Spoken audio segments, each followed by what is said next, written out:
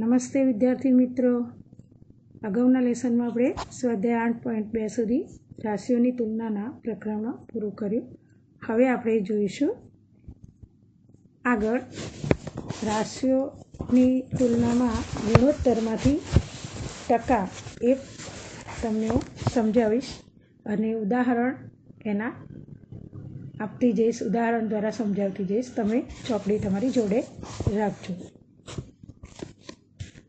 ગુણોત્તરમાંથી ટકા એટલે તો અમુક આપણે વસ્તુને ગુણોત્તર સ્વરૂપે દર્શાવીએ છીએ. દાખલા તરીકે તમે બે મિત્રો હોય, એકની જોડે 10 રૂપિયા હોય, બીજા જોડે 15 રૂપિયા હોય, તો તમારા બંનેના રૂપિયાનો ગુણોત્તર શું થાય? તો 10:15. એ આવી રીતે દરેક વસ્તુના સરખામણીના ગુણોત્તર, આપણે જે સરખામણીને ગુણોત્તર કહીએ છીએ, એ ગુણોત્તરના ટકા શોધવાના છે. અહીંયા એક ઉદાહરણ તમને આપું, હું તમને સમજાવું કે ભાઈ રીનાની મમ્મીએ એને ઇડલી બનાવવાનું કહ્યું. એને 2 ભાગના ચોખા અને 1 ભાગની દાળ લેવાનું ઇડલી બનાવવા માટે. તો તમે આને પહેલાં ગુણોત્તર સ્વરૂપે કઈ રીતે લખશો? તો 2 ભાગના ચોખા લીધા અને 1 ભાગની દાળ, એટલે 2:1, એટલે કે 2/1. હવે કુલ કેટલા લીધા? આપણે એના ટકા શોધવા હોય તો પહેલાં કુલ કેટલો ભાગ થયો? 2 અને 3, 1 એટલે 2 વત્તા 1 એટલે 3. હવે 3માંથી ચોખા કેટલા છે? 2 ભાગના, એટલે કુલ 3 છે, નીચે છેદમાં આવે અને ઉપર 2, એટલે ચોખાનો ભાગના ચોખા કેટલા ટકા ચોખાનો ભાગ છે એવું શોધવું હોય તો તમારે ચોખા કેટલા ટકા તમે લીધા ટકામાં શોધવું હોય તો આપણે જે કુલ ભાગ છે 3 એ નીચે દર્શાવીશું અને ચોખાનો જે 2 ભાગના ચોખા લીધા એ ઉપર, તો 2/3 ગુણ્યા 100%, એટલે તમે 200/3 થશે, એટલે 66.2/3. કારણ કે તમે 200/3 કરો તો એનો જવાબ આવશે 66. તમે પોઈન્ટમાં કાઢી શકો અથવા તો મિશ્ર અપૂર્ણાંકમાં લખો તો 66.2/3 આવશે. એ રીતે અડદની દાળનો પણ ભાગના ગુણોત્તર કરી શકો કે અડદની દાળ 1 ભાગની લીધી હતી, એટલે અડદની દાળનો કુલ ભાગ 3 છે અને એમાંથી લીધો અડદની દાળનો 1 ભાગ, એટલે 1/3 ગુણ્યા 100, તો એમાં એનાથી અડધા ટકા થઈ ગયા, 33.1%. તો આ રીતે તમે ગુણોત્તરના ટકા શોધી શકો છો. બીજું એક ઉદાહરણ છે કે રવિ, રાજુ અને રોયને 250 રૂપિયા, આમાં રકમ શોધવાની છે. ટકા બી શોધીએ અને રકમ શોધતા પણ તમને શીખવાનું. જો કે રવિ, રાજુ અને રોય એ 3ને 250 રૂપિયા આપણે વહેંચવાના છે. એમાં રવિને 2 ભાગના, રાજુને 3 ભાગના અને રોયને 5 ભાગ મળ્યા. આ 250માં એ 3ને એવી રીતે વહેંચ્યું કે 2 ભાગના રૂપિયા રવિને, 3 ભાગના રાજુને અને 5 ભાગના રોયને મળે છે. તો રાજુને કેટલી રકમ મળે, રોયને કેટલી રકમ મળે અને રવિને કેટલી રકમ મળે? તો આપણે અગાઉના જેમ જ આનો ગુણોત્તર કરવાનો કે કુલ કેટલા છે? તો 2 રવિના, 3 ભાગ રાજુના અને રોયના 5, એટલે 2 + 3 + 5, એટલે કુલ 10 ભાગ. કુલ 10 ભાગના 10 ભાગમાંથી આપણે રવિને 2 ભાગ મળે છે, તો 2 અને એને આપણે રકમમાં શોધવું હોય તો એની જોડે કુલ રૂપિયા ગુણી દેવાના ટકાની જગ્યાએ. તો 2 ગુણ્યા 250, એટલે મીંડું ગયું, એટલે વધ્યા કેટલા? 25. તો 25 ગુણ્યા 2, એટલે 25 × 50. તો 250માંથી 50 રૂપિયા રવિને મળે. અને રવિના ટકા કાઢવા હોય તો કે રવિને કેટલા ટકા ભાગ મળ્યો, તો એને 100એ ગુણવાનું. 2 ગુણ્યા 100, તો 20%. મીંડું ઉડી જાય, એટલે 10 × 20. એવી જ રીતે રાજુને તો એને 3 ભાગના પૈસા મળે છે, તો 3 ગુણ્યા 250, એટલે 25 તારી 75. મીંડું તો જતું રહ્યું, એટલે 75 રૂપિયા. રાજુને એ રીતે ટકા કાઢીએ તો 30% થાય, કારણ કે 3 ગુણ્યા 100. એ જ રીતે રોયને 5 ભાગનું રૂપિયા મળે છે, 5 ગુણ્યા 250 મીંડું મીંડું જાય એટલે 25 × 5 = 125 રૂપિયા રોયને મળે. એટલે કે અડધો ભાગ રોયને મળે અને અડધો ભાગ પેલા બંનેનો 30 અને 20. આ રીતે 50% રોયને. આ રીતે આપણે ટકામાં અને કેટલી રકમ મળે બંને આ રીતે ગુણોત્તરમાંથી શોધી શકીએ છીએ. હવે બધાને સમજાઈ ગયું છે કેવી રીતે આ રીતના દાખલા આવે તો આપણે ગણવાના આવડશે જ. હવે આ જ પદ્ધતિમાં ટકામાં વધારો કેટલો થયો અને ઘટાડો કેટલો થયો એ પણ તમે આ રીતે શોધી શકો. દાખલા તરીકે અહીંયા છે કે રાજ્યની વસ્તી 5,50,000થી વધીને 6,05,000 થાય છે ત્યારે આપણે વસ્તીમાં 10% વધારો થયો છે.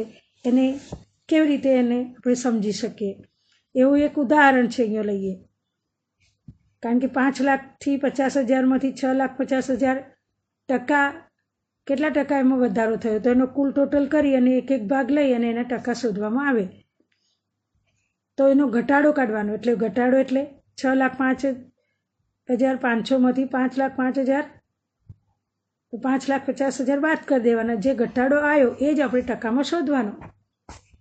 એવું ઉદાહરણ આપણે લઈએ. જુઓ કે એક શાળાની ટીમ આ વર્ષે 6 રમતો જીતી, ગયા વર્ષે 4 રમતો જીતી. તો ગયા વર્ષની તુલનામાં આ વર્ષે કેટલા ટકા વધારો થયો તો આપણે શું કરવું પડે? રાશિનો તફાવત પહેલાં મેં કહ્યું એમ બાદ કરીને કાઢવાનો કે ગયા વર્ષે 6 જીતી અને આ વર્ષે 4 તો 6 - 4 એટલે 2 વધારો થયો. વધારો શોધી દીધો આપણે. હવે ટકાવારીમાં વધારો શોધવા આપણે સૂત્ર છે કે રાશિનો તફાવત ભાગ્યા મૂળ રાશિ ગુણ્યા 100 કરો એટલે એના ટકાવારી મળી જાય વધારાની. તો ટકાવારીના વધારો શોધવો હોય તો આપણે રાશિનો તફાવત તો કાઢ્યો, કેટલો આવ્યો? 2. અને મૂળ રાશિ કેટલી છે? કુલ જીતેલી ગયા વર્ષમાં થયેલી જીતની સંખ્યા એ લખવાની અને ગુણ્યા 100. તો 2/4 આ વર્ષે આપણે કેટલી ગયા વર્ષે 4 જીતી, આ વર્ષે 6 રમ્યા તો વધારો કેટલો થયો? તો આપણે વધારો શોધવાનો છે. તો 2/4 ગુણ્યા 100 એટલે 50% વધારો થયો. એવું ને એવું જ આ ઉદાહરણ 17 કે એક દેશમાં છેલ્લા 10 વર્ષમાં અભણ લોકોની સંખ્યા 150 લાખથી ઘટીને 100 લાખ થઈ ગઈ છે. તો કેટલો ઘટાડો થયો? તો મૂળ રાશિ બરાબર શરૂઆતમાં અભણ વ્યક્તિની સંખ્યા એટલે 150 લાખ અને તફાવત શું થાય? અભણ વ્યક્તિની સંખ્યા ઓછા અત્યારની જે છે તો 150 - 100 એટલે 50 લાખ એનો તફાવત આવ્યો. ઘટાડો થયો તો 50 લાખ અભણ લોકોની સંખ્યામાં ઘટાડો થયો.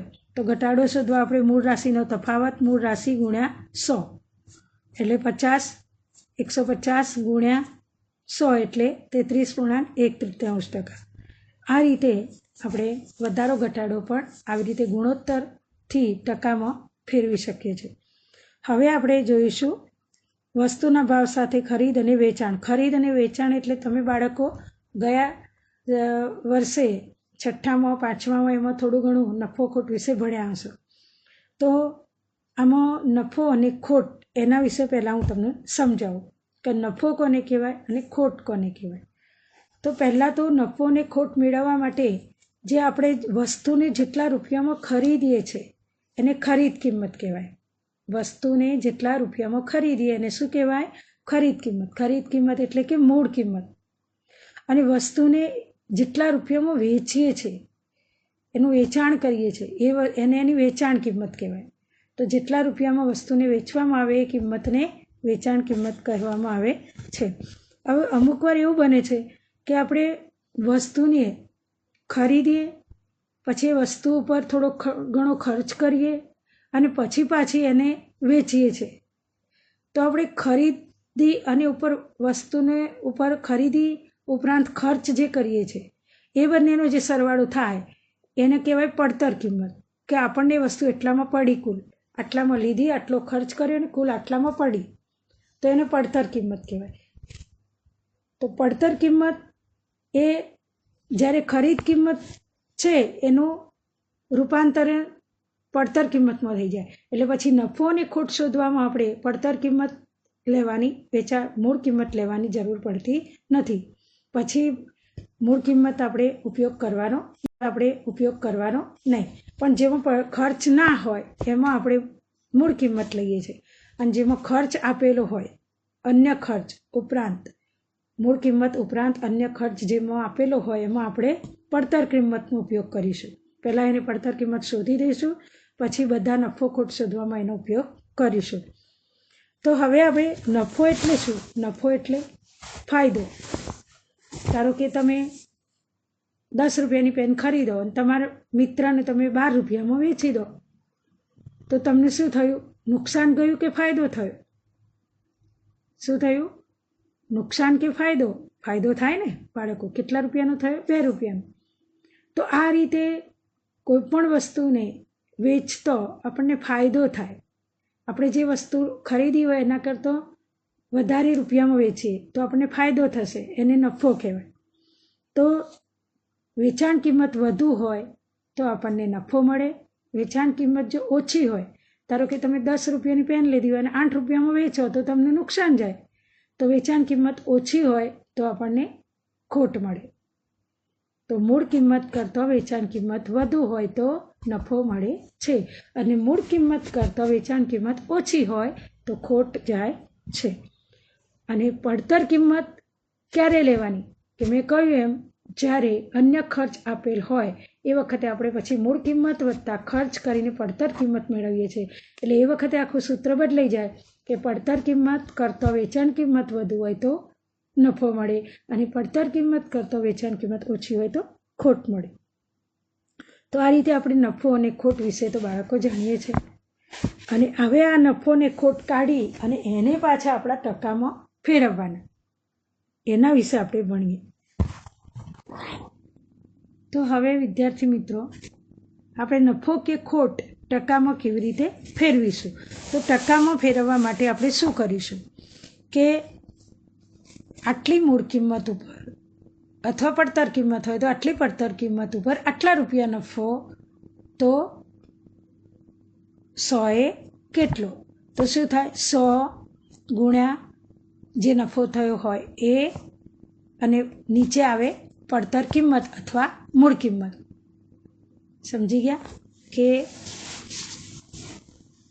આટલી મૂળ કિંમત ઉપર આટલા રૂપિયા નફો અથવા આટલા રૂપિયા ખોટ, તો આટલા રૂપિયા 100 રૂપિયા ઉપર કેટલો? તો આપણને ટકાવારી મળી જાય. તો હંમેશા 100 અને નફો કે ખોટ એ ઉપર આવશે અંશમાં, અને જે મૂળ કિંમત અથવા પડતર કિંમત આપણે પહેલું પદ લઈશું એ કયો આવશે? નીચે. એટલે એનું સૂત્ર જ બની જાય કે જો ટકામાં નફો કઈ રીતે મેળવશો? તો નફો ભાગ્યા પડતર કિંમત ગુણ્યા 100. તો જે નફો અથવા ખોટ આવી હોય એની નીચે પડતર કિંમત, અથવા પડતર કિંમત જેમાં ના હોય એમાં મૂળ કિંમત મૂકી શકો, અને ગુણ્યા 100. અને એ રીતે તમે જે જવાબ મેળવશો એટલે તમને નફો કે ખોટ ટકામાં મળી જશે. તો આ રીતે આખું સૂત્ર બની જાય છે કે નફો અપન મૂળ કિંમત અથવા પડતર કિંમત ગુણ્યા 100, એટલે તમે નફો કે ખોટ ટકામાં મેળવી શકશો. અહીંયા છે કે ઉદાહરણ કે ફૂલદાનીની કિંમત ₹120 છે, દુકાનદાર તેને 10% ખોટ સાથે વેચે છે, તો વેચાણ કિંમત શોધો. જો આમાં શું આપેલું છે? ખોટ આપેલી છે, અને ખોટ ઉપરથી આપણે વેચાણ કિંમત શોધવાની છે. પડતર કિંમત બરાબર 120, નુકસાન 10, તો વેચાણ કિંમત આપણે શોધવાની. તો વેચાણ કિંમત કઈ રીતે શોધીશું કે 10%ની ખોટ એટલે કે રૂપિયા પડતર કિંમત ઉપર ₹100, અને નુકસાન કેટલું? 10 રૂપિયા. એટલે વેચાણ કિંમત બરાબર 100 ઓછા 10, કારણ કે પડતર 10% ખોટ ગઈ છે એટલે 100એ 10 ખોટ કહેવાય. 100એ મેં આગળ જ શીખવાડ્યું તમને કે 100ના આધારે મળતું મૂલ્ય એને ટકા કહેવાય. એટલે ટકા કેટલા છે? 10%. એટલે 100એ ₹10ની ખોટ ગણાય. તો એની પડતર કિંમત અહીંયા 100 આપેલી છે, એટલે 100માંથી 10 કાઢી દો એટલે પડતર કિંમત સીધી વેચાણ કિંમત 10% ખોટ હતી એ 10 રૂપિયા, 100એ 10, એટલે 10 રૂપિયા 100માંથી બાદ કરો એટલે તમારે 90 રૂપિયા વસ્તુ વેચો તો તમને 10 રૂપિયા ખોટ જાય. 100ની વસ્તુ 90 રૂપિયામાં વેચો તો તમને ખોટ કેટલી જાય? 90 રૂપિયા. હવે એ 90ને આપણે ટકામાં કેવી રીતે શોધીશું? તો આગળ આપણે શીખ્યા 90 રૂપિયાએ વેચાણ કિંમત બરાબર 90 ભાગ્યા 100 ગુણ્યા 120. એટલે કે કહેવાનો અર્થ શું થાય કે 100 એ 90 રૂપિયા એની વેચાણ કિંમત, તો 120 તો 120 કેટલી? એટલે થઈ ગયું 90 ભાગ્યા 100 ગુણ્યા 120. આ રીતે તમે ખોટમાં કન્વર્ટ કરી શકો છો. ઉદાહરણ 19.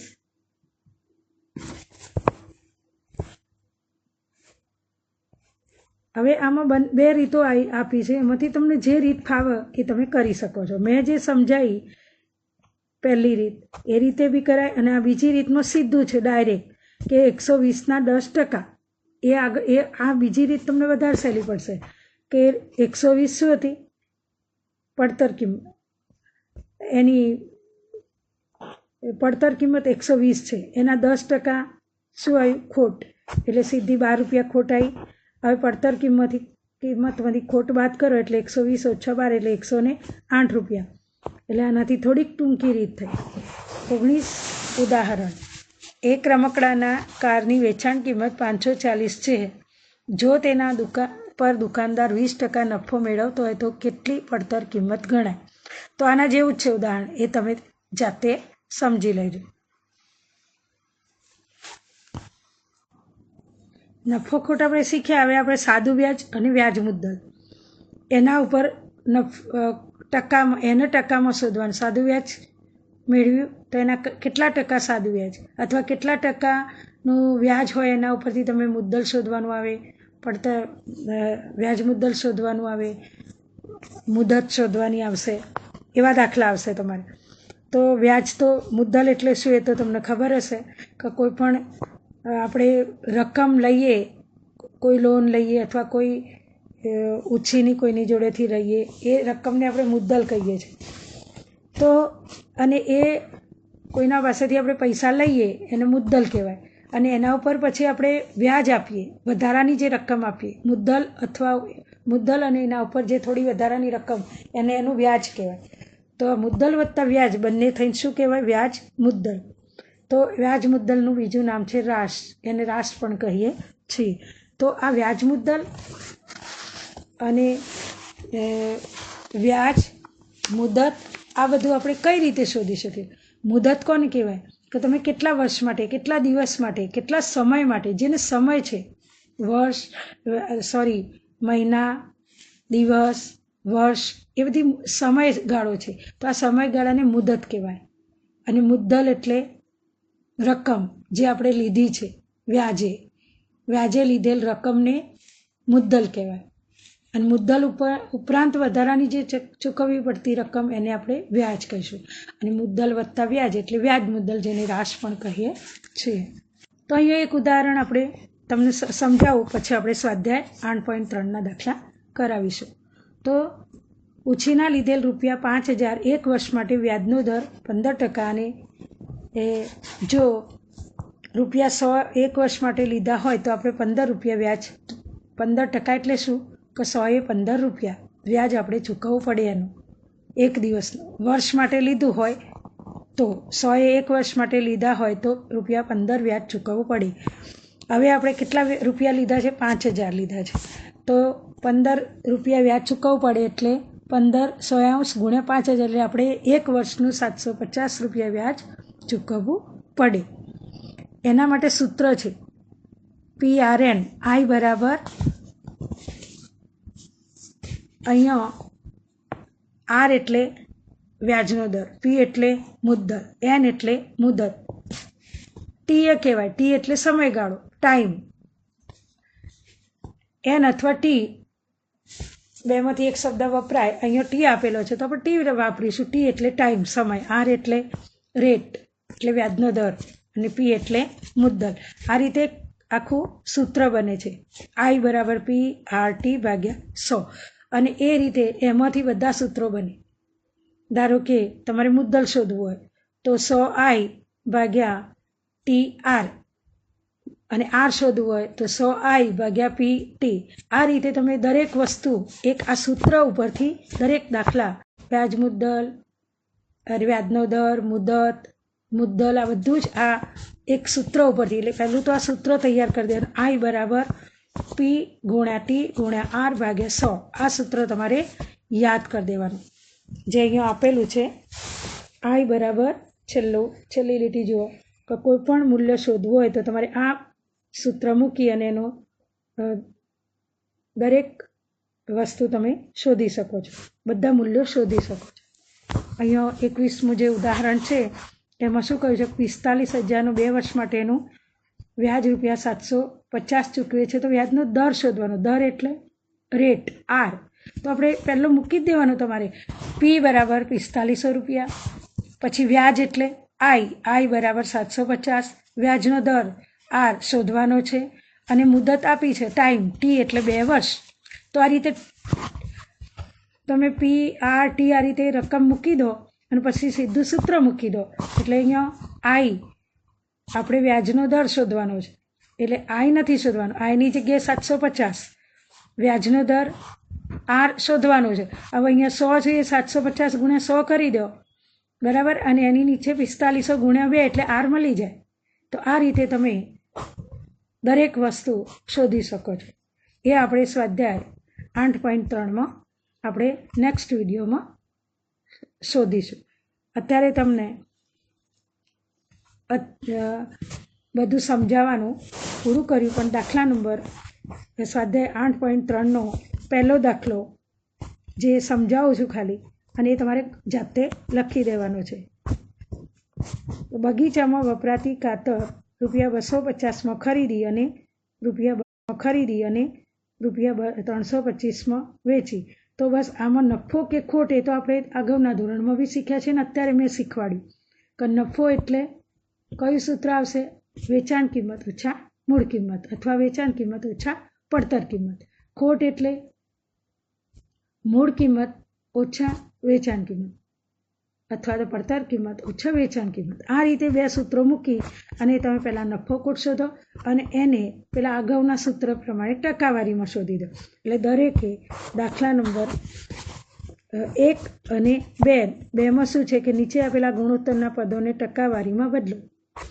તો 3:1 એટલે એને ટકાવારીનું શીખવાડ્યું છે મેં કે 3:1 એટલે 3 ને 1 4, એટલે 3/4 ગુણ્યા 100, 1/4 ગુણ્યા 100, એટલે એના બંનેના ટકા તમને મળી જશે. એ રીતે આ 3 B C D એટલે દાખલો 1 અને દાખલો 2 એ તમારે જાતે કરી દેવાનો. અગાઉના દાખલાનો સ્વાધ્યાય આપણે નેક્સ્ટ વિડીયોમાં